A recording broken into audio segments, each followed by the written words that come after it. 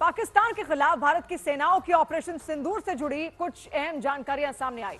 खुफिया एजेंसियों के सूत्रों ने बताया कि 10 मई को पाकिस्तान ने घुटने नहीं टेके होते तो भारतीय नौसेना उसके कराची पोर्ट और कराची शहर को तबाह करने की तैयारी में थी।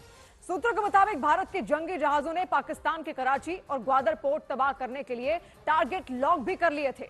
सिर्फ सरकार के एक इशारे का इंतजार बाकी था और इशारा मिलते ही भारतीय नौसेना पाकिस्तान के कराची पोर्ट, कराची शहर और ग्वादर बंदरगाह को धुआं कर देती। भारतीय नौसेना के मुताबिक पहलगाम हमले के बाद से ही नौसेना के बेड़े ने पाकिस्तान के खिलाफ एक्शन की तैयारी शुरू कर दी थी। पाकिस्तान की सीमा के करीब भारतीय युद्धपोत और submarine ready to attack mode पर थे, यानी हमले के लिए हर वक्त तैयार हो चुके थे। सूत्रों के मुताबिक पाकिस्तान के समंदर से लगने वाले सभी शहर और बंदरगाह नौसेना के निशाने पर थे। सूत्रों के मुताबिक 23 अप्रैल के बाद से ही अरब सागर में नेवी की मूवमेंट शुरू हो गई थी।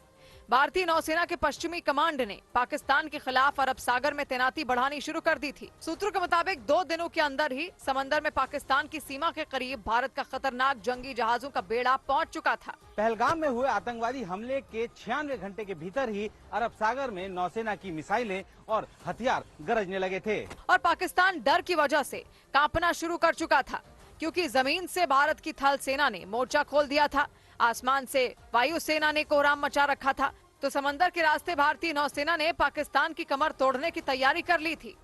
मतलब आतंकियों को पालने पोसने वाला पाकिस्तान चौतरफा घिर चुका था। हर बदलते मिनट के साथ पाकिस्तान का दम फूलता जा रहा था।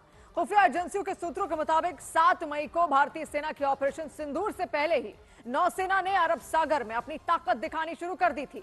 नेवी ने समंदर की लहरों पर मिसाइल की टेस्टिंग और अपने दूसरे घातक हथियारों का परीक्षण करके दुश्मन को बता दिया कि उसकी हिमाकत का ऐसा जवाब दिया जाएगा कि शायद ही वो कभी भूल सकेगा।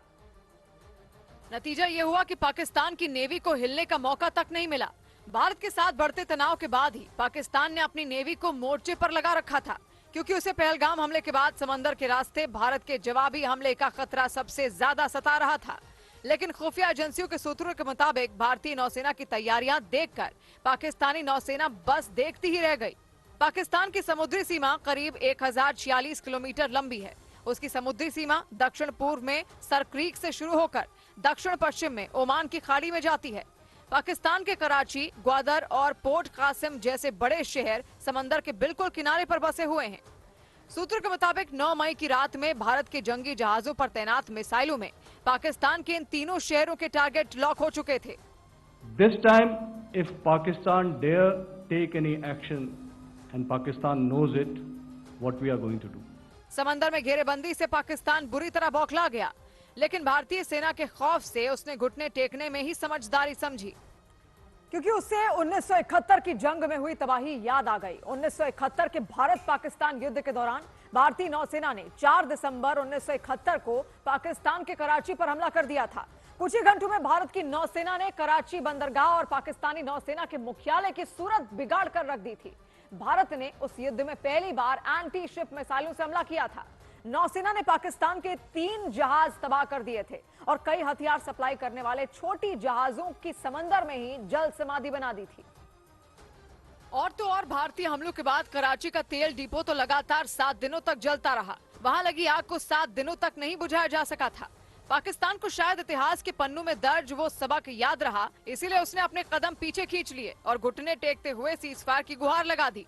क्योंकि पाकिस्तान को अंदाजा हो गया था कि उसकी एक गुस्ताखी समंदर में तैनात भारतीय जंगी जहाजों से मिसाइलों की बरसात करवा देगी और युद्धपोत से दागी गई भारत की ताकतवर मिसाइलों को रोक पाना उसकी सेना के लिए नामुमकिन हो जाएगा। खुफिया एजेंसियों के सूत्रों के मुताबिक भारतीय नौसेना ने अरब सागर में पाकिस्तान के कराची के पास 2, 4 या 10 नहीं बल्कि अपने 30 युद्धपोतों को तैनात कर दिया था।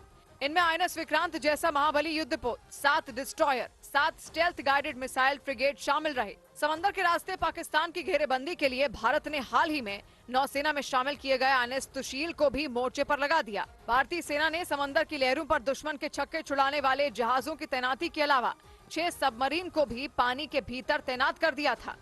इस बीच 6 और 7 मई की दरमियानी रात को हुए उस ऑपरेशन पर पाकिस्तान के एयर डिफेंस से जुड़ी कुछ अहम जानकारियां भी सामने आई। खबरों के मुताबिक इस ऑपरेशन को कामयाब बनाने के लिए वायुसेना के सामने चीन में बना एयर डिफेंस सिस्टम एक बड़ी चुनौती थी।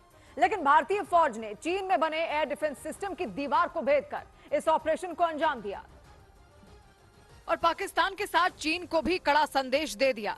सूत्रों के मुताबिक 6 तारीख की रात 1:05 पर लॉन्च किए गए ऑपरेशन को पूरा करने के लिए वायुसेना ने चीन में बने एयर डिफेंस सिस्टम को जाम कर दिया। सूत्रों के मुताबिक 23 मिनट के लिए पाकिस्तान में तैनात एयर डिफेंस सिस्टम पूरी तरह नाकाम हो गया। बताया जा रहा है कि भारत ने न सिर्फ डिफेंस सिस्टम को बाईपास किया बल्कि पूरी तरह जाम भी किया। और जब तक पाकिस्तान की फौज को ये एहसास भी होता कि उसका एयर डिफेंस सिस्टम जाम हो चुका है, पाकिस्तान में बैठे आतंकियों के गढ़ ढेर हो चुके थे। यानी कि भारत ने पाकिस्तान को अपना साहस और पराक्रम ही नहीं दिखाया बल्कि तकनीक के मामले में भी अपना दम दिखाया।